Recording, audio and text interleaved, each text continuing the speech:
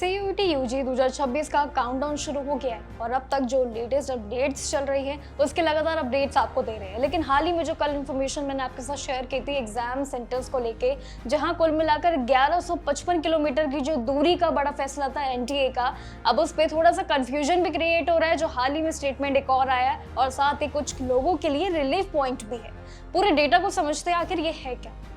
देखिए, लाखों students apply जो करते हैं उन्हें हर स्टूडेंट के लिए अलग अलग सब्जेक्ट कॉम्बिनेशन चूज करते हैं और यही फॉर्मूला हमेशा से चला आ रहा है। लेकिन इस बार भी जब एनटीए ने एग्जाम सिटी और शेड्यूल रिलीज किए तो दिल्ली के बहुत सारे स्टूडेंट्स के लिए एक चुनौती हुई, यानी कि उनके प्रेफर्ड सिटी के इंस्टेड यहाँ पे अलग हुआ, जो कि जयपुर, आगरा और दूसरे दूर सिटीज में एग्जाम सेंटर्स अलॉट किए गए। अगर देखें नेचुरली तो इसे काफी कॉम्प्लिकेटेड तरीके से देखा जाता है, क्योंकि एग्जाम के टाइम ट्रेवल का पूरा जो कैलकुलेशन है, गणित, ये काफी अलग होगा।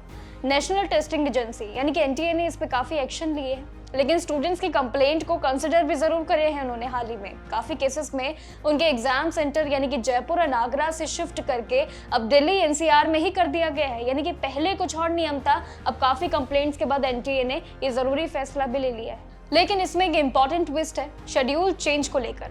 अब सिंपल है, एग्जाम से मंजूरी जो मिली है इसमें पहले किसी स्टूडेंट के लिए 5 सब्जेक्ट थे और जिनके एग्जाम 11 मई और 20 मई को शेड्यूल थे, जिसमें 2 पेपर के दिन यानी कि 3 पेपर दूसरे दिन, ये अलग अलग थे। लेकिन जैसे ही सेंटर्स चेंज हुए एनटीए द्वारा, उसका पूरा एग्जाम जो पूरा गणित है वो चेंज हो गया।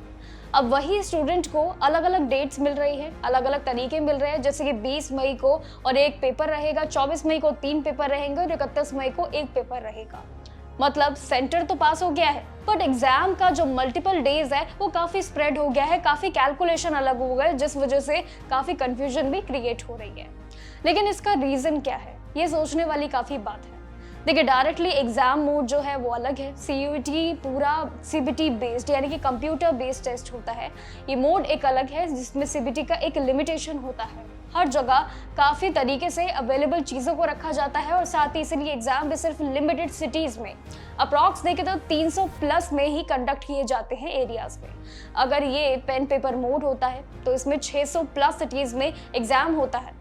लेकिन ये पहली कार्रवाई थी, लेकिन इसी वजह से सबको उसके प्रेफर सिटीज भी मिल पाते थे, जो कि प्रैक्टिकली पॉसिबल नहीं होता है।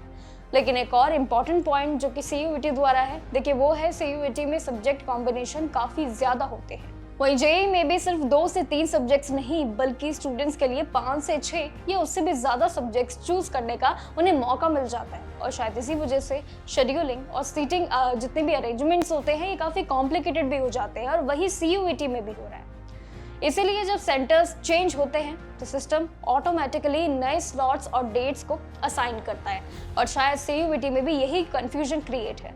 अब सबसे इंपॉर्टेंट सवाल ये बनता है एस्पिरेंट्स के लिए कि आखिर सेंटर चेंज तो हो गया है, कि बाकी चीजें भी होंगी। देखिए, इसका जवाब पॉसिबल है, यानी कि गारंटी बिल्कुल नहीं है, लेकिन इसकी एनटीए ने कुछ स्टूडेंट्स के लिए सेंटर्स ऑलरेडी चेंज कर दिए जिनकी मेनली हाई अलर्ट पे कंप्लेंट्स थी। ऐसी पॉसिबिलिटी है कि स्टूडेंट्स को भी ऑप्शन दिए जा सकते हैं, स्पेशली उन केसेस में जहां पर जेन्युइन इशू उनको लगता है एनटीए को, जैसे कि बहुत दूर ट्रैवल सेंटर है, प्रॉब्लम्स क्रिएट हो रही है, एक्सेट्रा। वहीं इसी तरीके से सीयूईटी में सीट्स काफी लिमिटेड होती है, इसलिए रिक्वेस्ट एक्सेप्ट जो की जाएंगी काफी बारीकी से सिचुएशन को समझ के की जाएंगी। लेकिन फ्यूचर की बात करूं तो आखिर आगे क्या समस्या हो सकती है, इशू क्या हो सकता है, तो देखिए उसके लिए सेंटर बहुत दूर मिलना एक बड़ी समस्या होती है। इसीलिए मिनिस्ट्री ऑफ एजुकेशन इंडिया भी इस पूरे मैटर को काफी सीरियसली ले रहे हैं, जिस तरीके से हाल ही में कल रात से जो ट्वीट पे कंप्लेंट्स जारी हो रही है। सीबीटी के लिए प्लस इसमें पेन पेपर मोड, और फिर 2025 में भी वापस वही फुली सीबीटी हो गया। और अब चेंजेस जो कि हाल ही में फ्यूचर में भी अगर हो सकते हैं तो वो हाइब्रिड मोड कंसिडर किए जाए, ताकि ज्यादा सिटीज कवर हो सके और स्टूडेंट्स को नियर बाय ही सेंटर मिल सके, ताकि उनके तैयारियां लेवल पे कोई भी परेशानी ना हो। सेंटर्स की जो बड़ी परेशानी है जो काफी दूरी पे मिल जाते हैं, और ये जो हाल ही में स्टेटमेंट आया था एनटीए का कि 1155 किलोमीटर का पूरा सफर उनको तय करना है सिर्फ अपने एग्जामिनेशन के लिए, जिसमें 1 2 3 लगातार 1 2 दिन में जो उनके एग्जामिनेशन रहेगी, ये बहुत बड़ी समस्या होती है।